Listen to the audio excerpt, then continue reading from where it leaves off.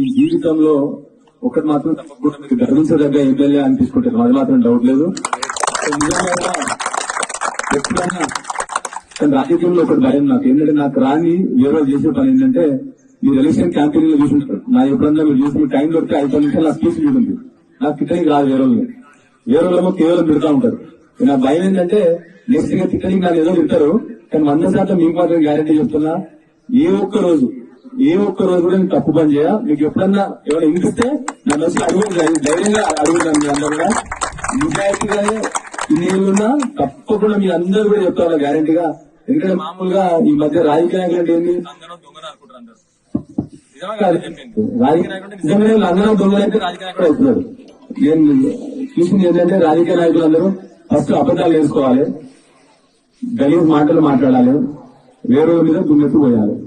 నిజంగా నేను చెప్పింది, నేను మాత్రం అవి చెయ్య. సో మరి వేరే వాళ్ళని చేస్తుంటే నేను రెస్పాండ్ కాదు, మరి మీరు నిజం అనుకున్నారు అవన్నీ. సో దయచేసి 100% నిజాయితీ ఉంటా. మీ అందరికి ఎప్పుడు ఏ అవసరం వచ్చినా కూడా నా చేయగలిగి నాకు చూసి 100% మీ అందరు కూడా నిలబడి మీ అందరికి చేస్తాను కదా. మీరందరూ కూడా బెస్ట్ విషెస్.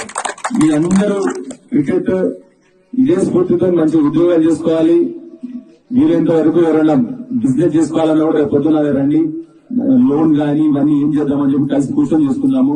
సో మీరందరూ కూడా నా కోరిక ఒకటే, మీరందరూ బంగారు, మన మెత్తల్లి బంగారు పిల్లగాలు అని చెప్పి